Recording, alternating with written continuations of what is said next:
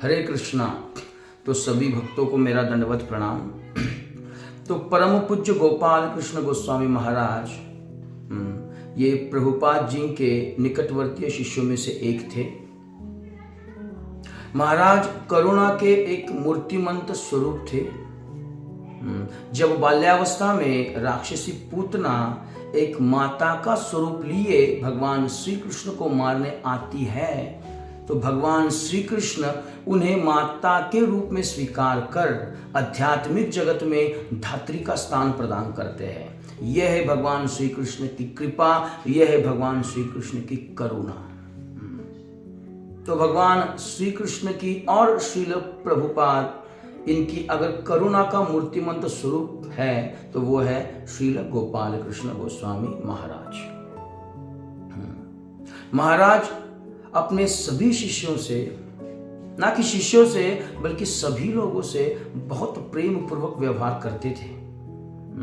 एक बार his grace Ravi लोचन प्रभु बता रहे थे कि वो महाराज के पैर पर कुछ चोट लगने के कारण कुछ औषधि लगा रहे थे, लेकिन फिर भी वो चोट कुछ ठीक नहीं हो रही थी।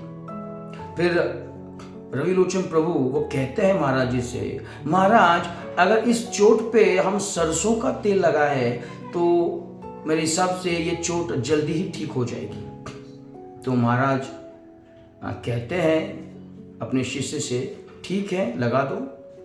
और प्रभु जी वो तेल लगाते हैं सरसों का और जल्द ही वो चोट जो थी वो ठीक हो जाती है।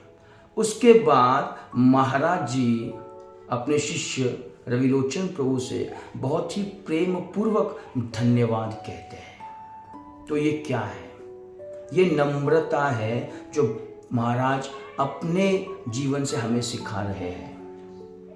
एक बार रविलोचन प्रभु बता रहे थे कि महाराज जी कह रहे थे, रविलोचन प्रभु मुझे ऐसा नहीं लगता कि मैंने भगवान श्री कृष्ण के लिए जीवन भर में कुछ किया है।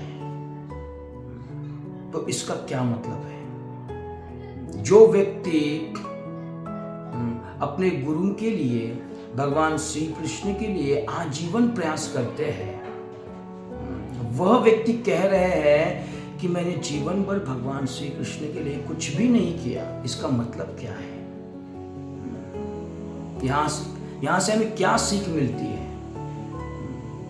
हम थोड़ी बहुत कुछ सेवाएं करते हैं तो हमें लगता है कि हमने बहुत कुछ किया है। अपना बखान, अपना गुणगान, अपना गौरव हम खुद ही शुरू कर देते हैं। और कोई बीच में भी अगर आता है तो उनको हम कहते हैं, जरा चुप रहो, सुनो, मेरा गुणगान चल रहा है, आप भी सुनो, बहुत महत्वपूर्ण है। यह है हमारी बद्ध स्थिति।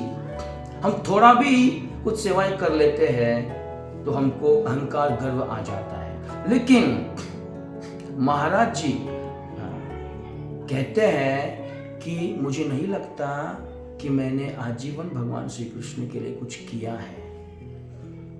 तो महाराज जी हमें यह सिखाते हैं कि हमें सदैव सदैव सदैव नम्र रहना चाहिए। तो हम हमारे गुरु श्रील प्रभुपाद और अल्टीमेटली भगवान श्री कृष्ण के चरणों में कुछ सेवाएं कर पाएंगे। तो ये कुछ बातें हमने महाराज जी के जीवन से सीखी और ऐसी बहुत से गुण महाराज जी में है। अगर ये हमारा एक मुख है, अगर अनंत मुख भी हमें भगवान प्रदान करे तो भी महाराज जी के जो गुण है उसकी हम उसका गुणगान नहीं कर सकते। तो महाराज जी के चरणों में मेरा दंडवत प्रणाम है। हिज होलीनेस गोपाल कृष्ण गोस्वामी महाराज की जय। श्रील प्रभुपाद की जय। हरे कृष्ण।